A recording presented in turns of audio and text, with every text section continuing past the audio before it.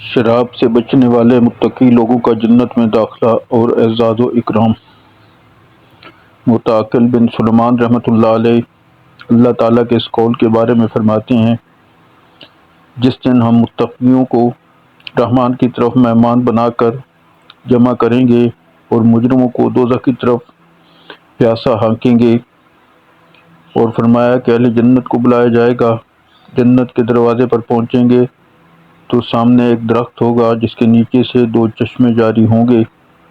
ایک چشمے سے پانی پئیں گے تو پیٹ میں جو کچھ غلاظتیں ہیں وہ سب نکل کر باہر پاک صاف ہو جائیں گی۔ پھر دوسرے چشمے پر آئیں گے اور وہاں پر غسل کریں گے جس سے بدن کی زہری میل کچیل سب اتر جائے گی۔ یہی وہ بات ہے کہ ان سے کہا جائے گا، سلام علیکم طبتم فادخلوها خالدین، تم پر سلام ہو، تم مزے میں رہے سو اس میں ہمیشہ رہنے کے لیے داخل ہو جاؤ۔ پھر ان کے پاس یاقوت احمر کے بہترین اونٹ لائے جائیں گے، ان کے پاؤں سونے کے ہوں گے جن کے اوپر موتی اور یاقوت جڑے ہوں گے، ان کی نکیلیں موتیوں کی ہوں گی، اور ہر آدمی کو دو ایسی چادریں پہنائی جائیں گی۔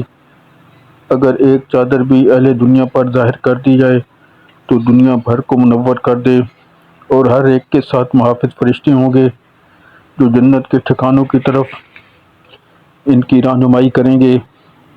جنت میں داخل ہوں گے تو ان کے سامنے چاندی کا محل ہوگا جس کے کٹہرے سونے کے ہوں گے۔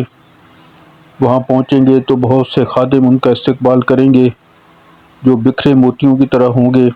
ان کے پاس زیورات اور حلے ہوں گے، چاندی کے برتن اور سونے کے آبخورے ہوں گے۔ فرشتے ان پر سلام کہیں گے اور یہ ان کو جواب دیں گے۔ پھر جس محل میں داخل ہو جائیں گے، جب ہر جنتی ان درجات اور اعزاز و اکرام کو دیکھے گا جو اللہ تعالیٰ کی طرف سے اس کے لیے تیار کیے گئے ہیں تو وہاں اترنے لگے گا۔ فرشتے پوچھیں گے کہ کیا ارادہ ہے؟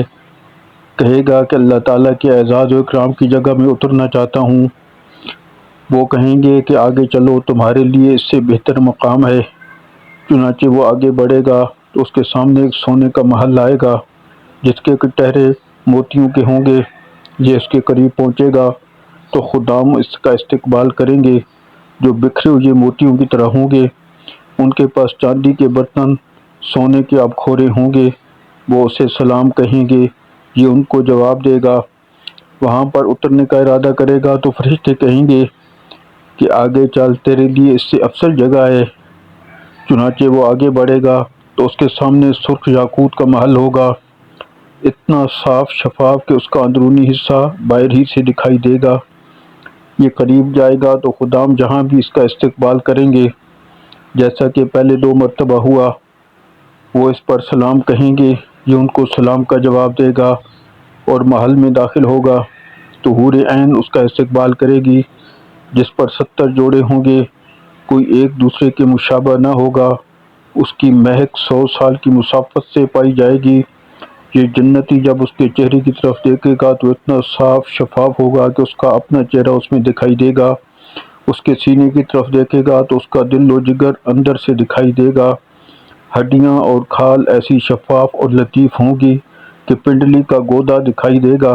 یہ حور ایسے مکان میں ہوگی جو ہر طرف سے ایک فرسخ ہوگا اور اس کی بلندی بھی اتنی ہی ہوگی۔ اس کے 4000 دروازے ہوں گے جو سونے کے ہوں گے جن پر موتیوں کے جڑاؤ کا کام ہوگا۔ اس میں تخت ہوگا جس میں تہہ بتہ فرش بچھے ہوں گے، یوں معلوم ہوگا جیسے بالغ خانہ۔ اس پر بیٹھ کر جب یہ کسی پھل کی خواہش کرے گا تو وہ پھل اس کے پاس پہنچ جائے گا اور یہ اسے کھا لے گا، یا پھر اس کا تخت پھل کے قریب پہنچ جائے گا جس سے یہ پھل کھا سکے گا۔ یہ سب ان متقیوں کا ثواب ہے جو شراب سے پرہیز کرتے اور فواحش سے بچتے تھے۔